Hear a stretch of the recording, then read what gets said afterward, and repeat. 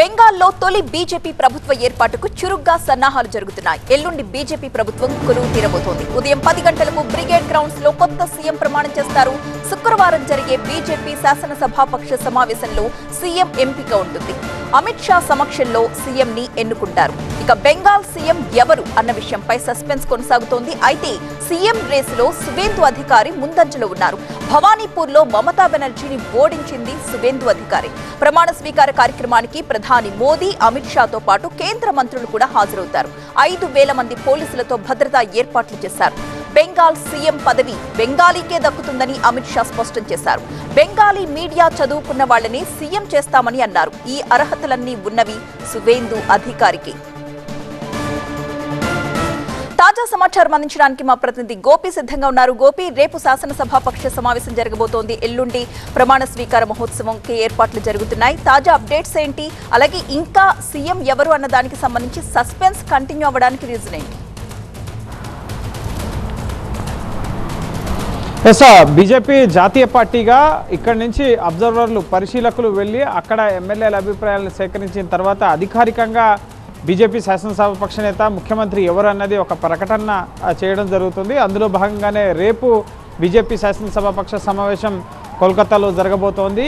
ఇటు కేంద్ర హోంమంత్రి అమిత్ షా, అలాగే ఒడిశా సీఎం ఇటు మోహన్ చరణ్ మాఝీ ఇద్దరిని కూడా బీజేపీ అధిష్టానం పరిశీలకులుగా నియమించడం జరిగింది. సో అమిత్ షా ఈరోజు సాయంత్రం ఇటు కోల్కతా చేరుకోబోతున్నారు. రేపు బీజేపీ శాసనసభాపక్ష సమావేశంలో ముఖ్యంగా సువేందు అధికారి ముఖ్యమంత్రి అయ్యే అవకాశాలు ఎక్కువగా ఉన్నాయి.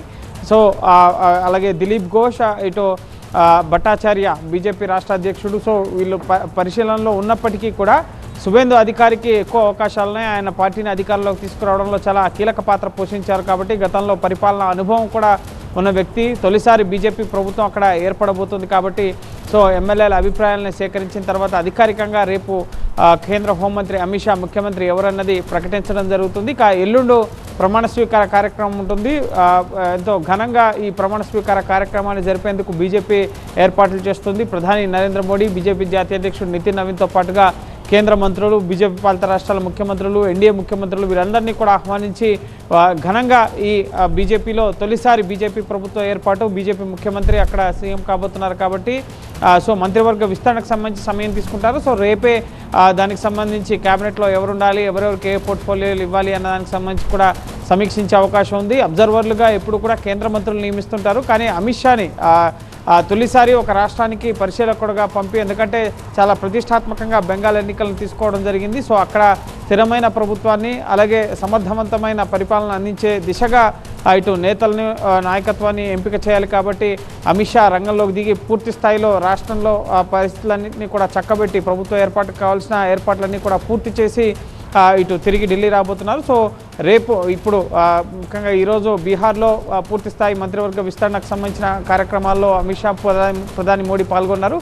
ఇప్పుడు బీహార్ నుంచి బెంగాల్కు వెళ్తారు. బెంగాల్లో రేపు బీజేపీ శాసనసభాపక్ష సమావేశంలో పాల్గొని ముఖ్యమంత్రి ఎవరన్న దాన్ని ప్రకటించిన తర్వాత పోర్ట్ఫోలియోలు వీటన్నిటిని కూడా సెట్ చేసి అమిత్ షా పూర్తి స్థాయిలో అక్కడ పరిపాలనా యంత్రాంగాన్ని సన్నద్ధం చేయబోతున్నారు.